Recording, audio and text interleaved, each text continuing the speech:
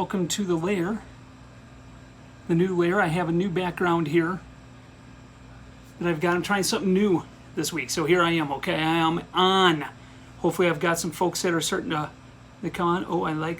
Oh, the black screen. Yep, Matthew, sorry about that. I'm going to wait for a few folks to get on and hang out with us here. Just so you know, I'm not going to be on for a whole hour as I've been in the past. I'm going to probably be closer to about a half an hour, maybe just a little bit above. But I do want to make sure that we make the most of our time together. So I'm not going to prematurely get started with what we want to talk about today. And move this over. I want to make sure I can see all your comments as they come in. So let me move this to the side.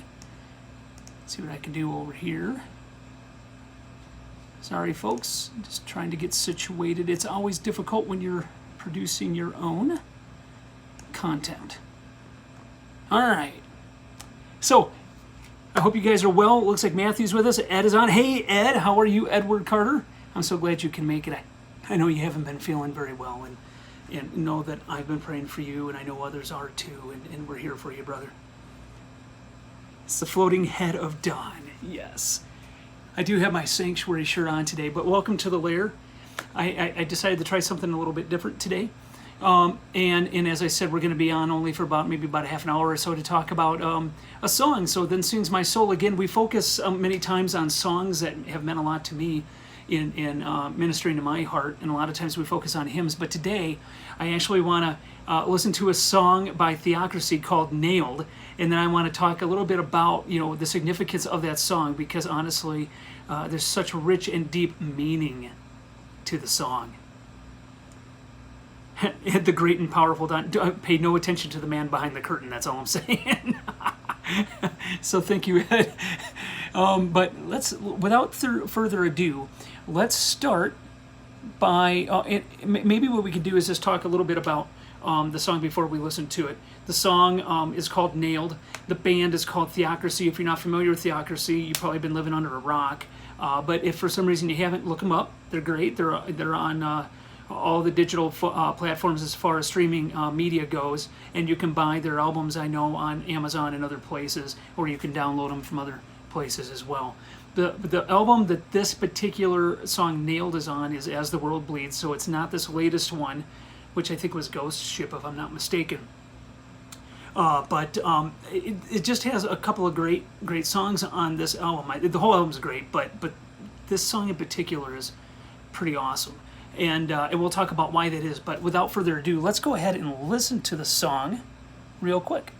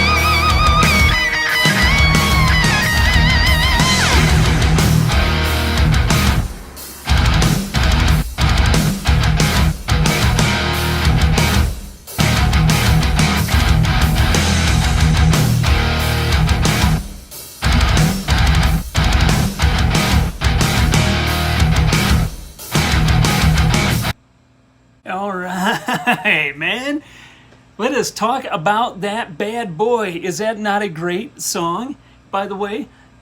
That is just awesome. I got a comment there from Ed saying he's got a Jeff Tate kind of voice. You're right, he does. And that's, again, the album right up here. There you go.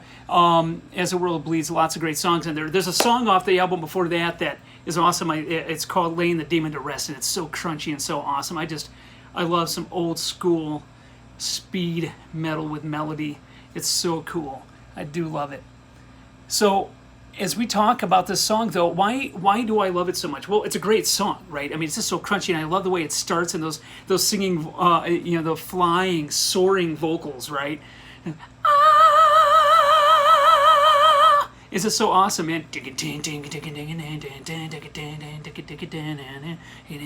We should probably just put it on in the background a little bit, maybe, while we talk a little bit about it, huh? Yeah, let's do that.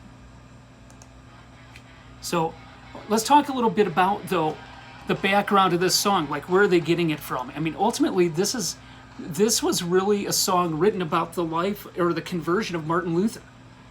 Martin Luther was the man that many would say was the impetus for the beginning of the Protestant Reformation. And for those who are not familiar with the Reformation, just know that Chris Dorman and I, in our podcast So What, have talked extensively about the Reformation, what all the issues were, and what it meant to Christianity. And honestly, for those who are watching right now, what I would say is, for the vast majority of people watching, I would assume that you're Protestant, or you would call yourself maybe a non-denominational evangelical of some kind in America, but even over abroad, most folks watching are Protestant. Well, when you think about the progression since the Reformation till now, what we see in our faith as Christians is really based on what was solidified during the Reformation. Now, they were only going back to what the apostles actually taught. So what they did is they said, look, we're in a dark place.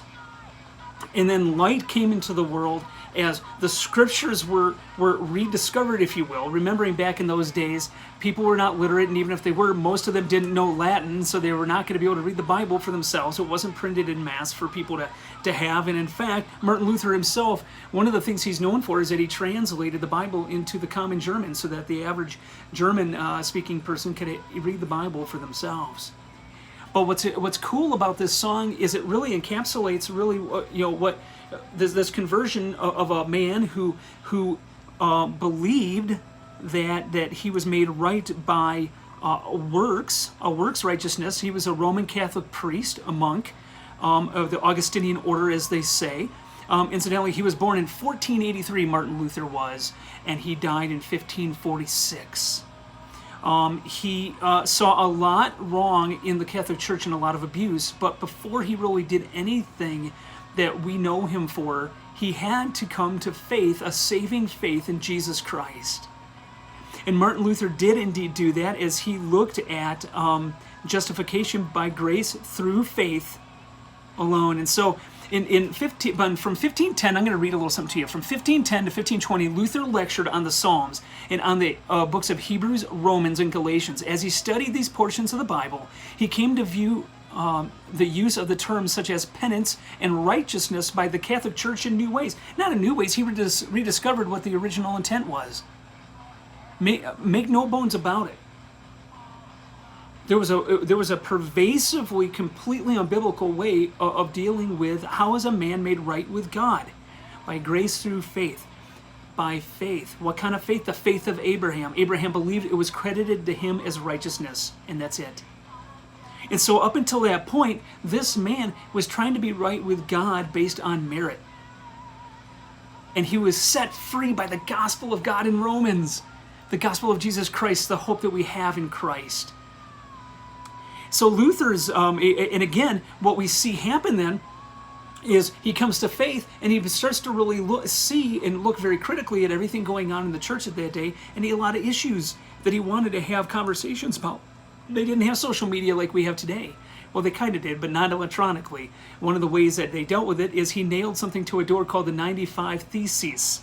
It also, I believe, if I'm not mistaken, it's called the disputation on the power and efficacy of indulgences. There was this thing called indulgences, but the bottom line is what an indulgence was is in the day, in the Roman Catholic system, a person could pay money, an indulgence, right? And when they paid in, it would buy a certain number of years or days out of purgatory for yourself or for loved ones and those you cared about. And so basically it was a racket for them to make money. And a lot of that, what you see, those beautiful cathedrals and beautiful architecture, which I'm completely enamored with, in the Vatican City, were built on with that kind of money, the money that came in from people. And in fact, you can pay indulgences today. It's a little bit different today, but nevertheless, this was a huge abuse, beyond the fact that purgatory is an unbiblical concept. And again, if you want to learn more about that, go back to the So What podcast series on the Reformation. The reasons for the Reformation is what we call that. But this, among many other things, he had 95 things that he wanted to have discourse about, and he put it on paper, and it was sent. By the way, he was a professor of theology at the University of Wittenberg in Germany, and that's where he nailed it to the door. But it was sent abroad, and there was copies made, and it was meant to facilitate conversation. It rapidly became more than that. It was more than a conversation, to the point where he was actually taken, and he had to stand before the authorities, the Roman Catholic Church authorities, and that's where we hear of this man standing there and saying, "Like, here I stand, I can do no other." His conscience was bound to the Word of God, and he can do no other. A man is made right with God by the grace of God through faith and no other means. And again, this almost got him killed, but it didn't. It was providential that he lived in Germany and he had a lot of people looking out for him, but most importantly, God was looking out for him. So let me see. I'm going to see if there's some comments here that I need to respond to before we get moving here. Right. Yep. Nail those indulgences to the door. Yes. Yes. So I'm just going to keep Theocracy moving in the background here for us. But let's actually, while we're talking about it here, let's talk about the lyrical content of this bad boy right here. Let's see if I can get out of the way here and let's talk about it a little bit. I'm going to pull this down. All right. So I've been working for my whole life to get to the other side and try to achieve true righteousness. All the scourges and whips I cracked and the flesh I ripped from my back, it only led to emptiness. Now I want you to think about that. Think about what he's saying right there. Now he's speaking from the mind, from the perspective of Martin Luther himself. So let's unpack this for a second. What he's saying here is, I've been working my whole life to get to the other side, right? To go from being damned to being the condemned individual to being someone who's right with God. And how is he going to do this? To try to achieve true righteousness. So right out of the gate, Martin Luther's mindset was, before he was saved, was what? It was, how do I achieve true righteousness, a righteousness that is acceptable to God by what I do? And then he says, what? He says, and the scourges and the whips I cracked, the flesh I ripped from my back, it only led to me to emptiness. There's stories of Martin Luther that he was a monk, right? So he would stay in the monastery and he would lay on the cold stone floor in the elements, and he would lie there with scarcely clothed, so that he would be exposed and be freezing to death and trying to experience this penance, if you will. Like, how do I get right with God? So I'm gonna, I know I've sinned. His conscience was so tender. My conscience is so tender toward the Lord. I don't want to sin against God. And he knew that he was a sinner. He was so acquainted with the fact that he was a sinner, that this man, he would do his penance on the cold floor in the monastery. And he would whip himself. He would literally take Paul's words of beat your body and make it your slave, and he would do that for real, and he would give himself lashes so that he would be bleeding out. Now think about that. In those days, it's not like they had antibiotics, so he was risking lots of infection and all the pain and everything to try to achieve this true righteousness, because he wanted to be made right with God. Okay?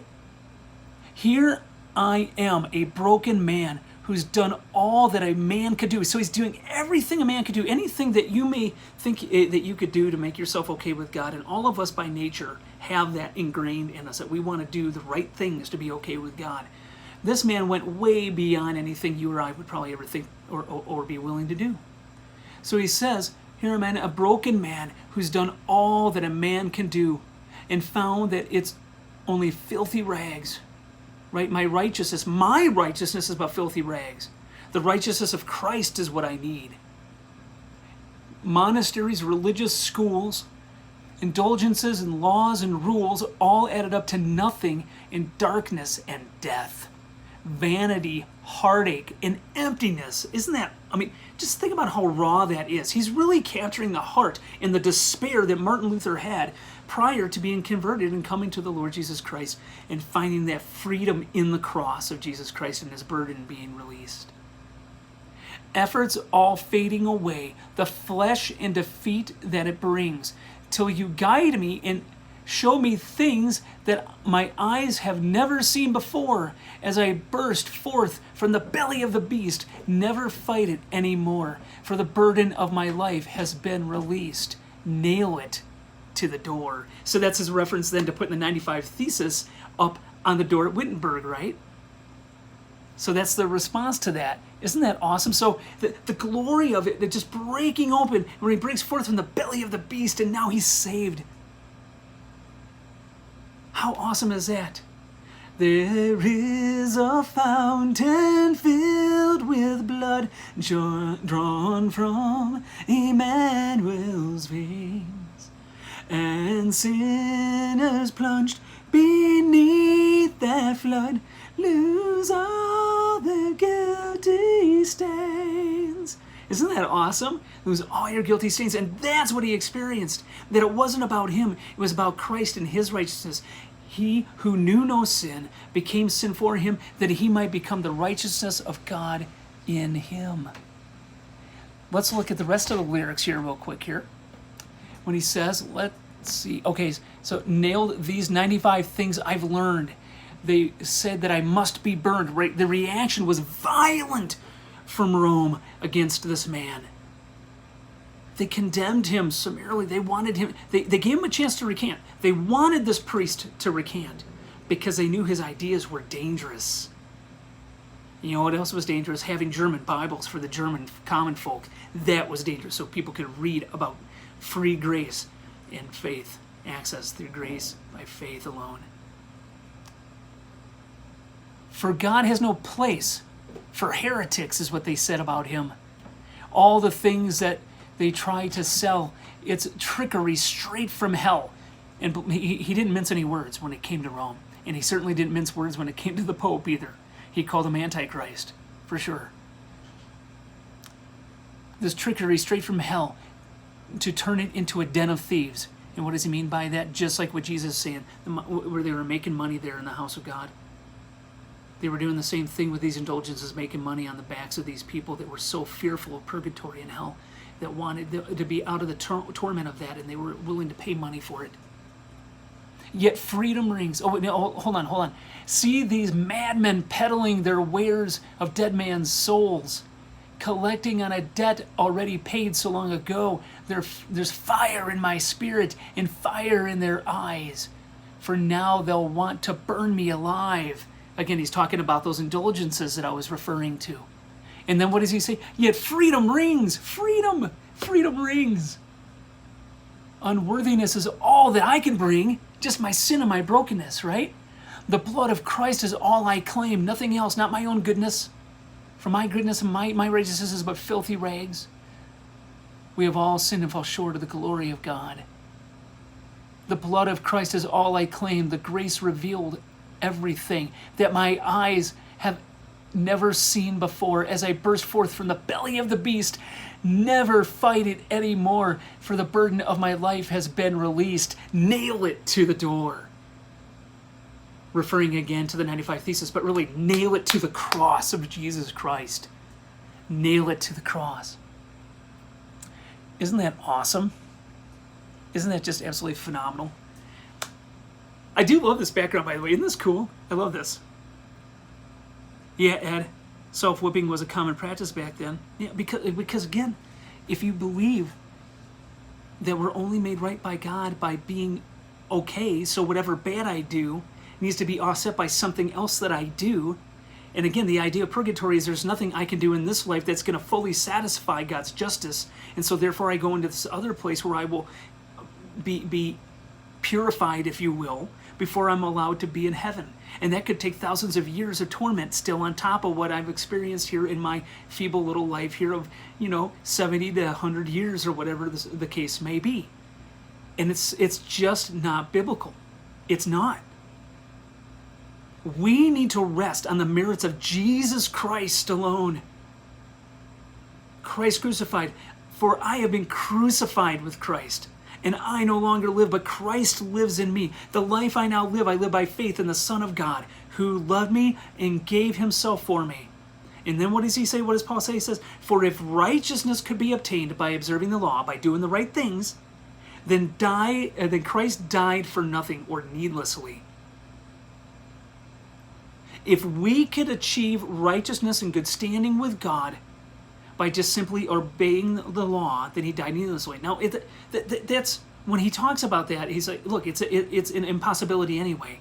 Remember when the young rich ruler, he came up to Jesus and he says this. He said, what should I do to enter the kingdom of heaven? And Jesus says, what? Obey, right? He says to obey all of God's commands. To love the Lord your God with all your heart, all your mind, soul, and strength, to love your neighbor as yourself. And he gives us the commands. And he goes, look, I've obeyed all of God's commandments from my youth. And you know what Jesus did? This is what's amazing about what Christ did. He didn't address the fact that there's no possible way that this young man could have ever possibly fully obeyed everything, every commandment. So that man's view of the commands is very different. It was, again, very much a subjective, merit-based type of a view of it, where you're saying, well, my good has outweighed the bad. Because there's no way this guy, if he were to take a step back and say he actually did every single thing right. Jesus didn't even call him on that. He knew what was going on in his heart and he went straight for the middle of the heart. Straight to the heart! So he went right to the heart. And he said, listen, sell everything you got and give it to the poor and come follow me. And the man walked away sad. Now, funny enough, in Mark, it says that Jesus looked on him with an agape love. So there was hope for that man still, even though he was in a bad place when he walked away. He walked away. And we have no indication of anything else he's done in his life. Nothing else was communicated. But the Lord set his affections on him, and he loved him enough to tell him the truth, what was going on in his heart. He said, look, you can't serve both God and money. And money is your slave master right now. Sell all those things that are keeping you captive. Sell everything you've got. Get rid of all your assets and just come follow me with nothing. And his attitude toward it was different than Matthew, right? What did Matthew do? Like, I'm gonna come follow you. Right? The tax collector Matthew said, I'm gonna come follow you. I'm gonna forsake all of that, yes. And the attitude of, I'm gonna give things back, man. I'll double it, whatever. I'll give you everything back. I'll give more than that. Because I want to follow Christ. For the sake of Christ, I will abandon all self-interest. That's what the cross does. That's what the gospel does, is it makes it not about me. My eyes get taken off myself, and as I burst forth from the belly of the beast, I love that in the song Nailed. Bursting forth from the belly of the beast. Now I am set free to be a bondservant, a bondslave of Jesus Christ. Isn't that awesome? What a great song. I love it. So guys, I hope that you enjoyed that song. I hope that more than that, though, you enjoy the message of the song Nailed. And again, I really encourage you to go back, if you haven't seen it, look at the Reasons for the Reformation series that Chris Dorman and I did on So What. This is a few years back on the anniversary, the 500th anniversary of the Protestant Reformation. And also to look into Theocracy a little bit more. And when you look at songs, look at the richness of the content of the lyrics. Some of them don't have a lot of it. And you know what? Sometimes you just love to rock out to it. But honestly, I think the best songs are ones that not only have great music, great arrangement, wonderful musicianship, incredible vocals, but most importantly, have rich and deep lyrics that really call us to something greater. So I'm excited for you guys to dig in. And we're going to talk about other songs as we move forward. We're not going to just talk about hymnody. We're going to talk about some great metal as well. Okay, so with that, guys, I hope you have a great rest of your Lord's Day. You guys rock it out.